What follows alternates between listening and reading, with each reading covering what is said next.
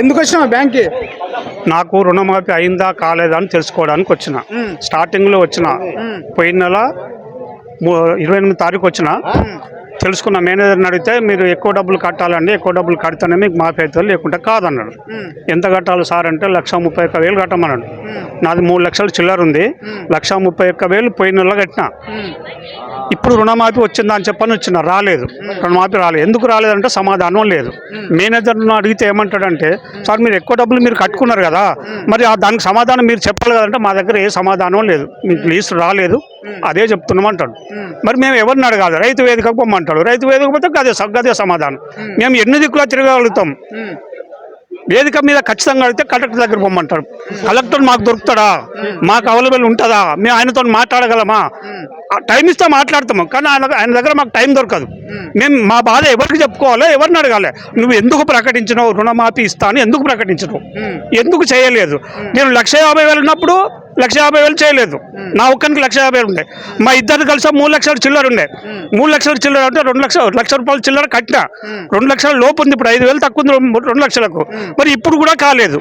ఎవరిని అడిగితే సమాధానం వస్తుంది. ఎందుకు కాలేదని చెప్పని వచ్చి మా బాధను వెళ్ళబోసుకోవడం తప్ప ఇంకంతకంటే మీకు ఇదేం లేదు. ఇంకోటి ఏంటంటే 6 గ్యారెంటీలను చెప్పాడు రేవంత్ గారు, మినిస్టర్ గారు.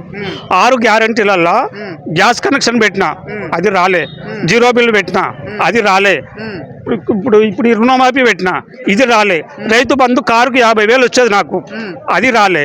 మరి మేము ఎట్లా, ఎక్కడ ఏం కష్టం చేయగలం? నేను ఎక్కడికి సంపాదించగలను? ఏ హామీ రాలేదు ఇంతవరకు, ఏది రాలే.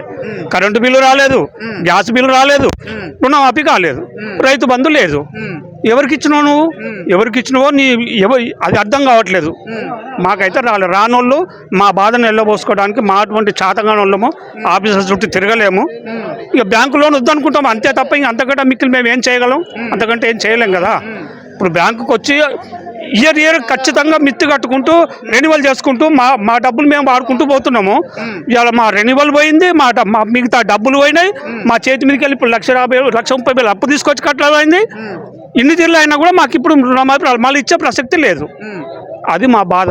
అందు గురించే రేపు కలెక్టర్ దగ్గర పోదామని అనుకుంటున్నాము. టైం దొరికితే ఆయనతో కూడా మాట్లాడతాం.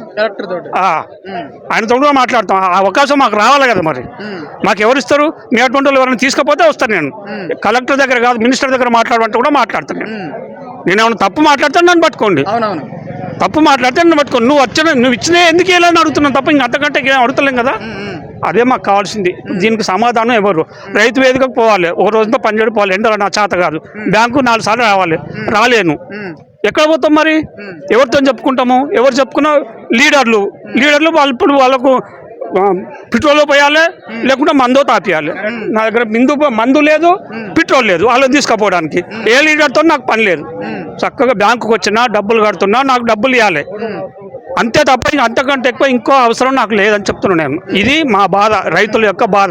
లాస్ట్ గా రేవంత్ రెడ్డి ముఖ్యమంత్రి గారికి ఏం చెప్పదలుచుకుంటున్నావు? చెప్పి 6 గ్యారెంటీలు అన్నావు, ఏది అమలు చేసినావు? దాంట్లో ఏది అమలైంది? ఒక్క లేడీస్ ఒక్కటే అమలైంది. నువ్వు చేసింది అది ఒక్కటే అమలైంది. బస్సు ఫ్రీ ఒక్కటే అమలైంది. అందులో కూడా తనుకుంటాను, కొట్టుకుంటాను. మొన్న కండక్టర్ను ధర్నా చేస్తే జనగంట మొత్తం బంద్ అయింది. ఆ బస్సులు బంద్ అయితే మా ఇబ్బందులు మేము పడ్డాం తప్ప నువ్వేం పడలేదు. అటువంటి లొల్లులు జరుగుతున్నాయి. ఇవాళ టీఆర్ఎస్ ప్రభుత్వం వచ్చినప్పుడు ఎన్నడైనా ఒక బ్యాంకుల ముందట కానీ, ఒక ఆఫీసు ముందట కానీ, ఒక కలెక్టర్ ముందట కానీ, ఎక్కడ కానీ ఒక ఆఫీసు ముందట వెళ్ళి కాలేదు 10 సంవత్సరాలలో. ఇవాళ నువ్వు 10 నెలలుగా అయిందో కాలేదో ఇన్ని అవకాశాలు ఇచ్చినావు జనానికి, ఇంత బాధ పెడుతున్నావు జనాల్ని. ఇది మంచిది కాదని చెప్తున్నాం అంతే.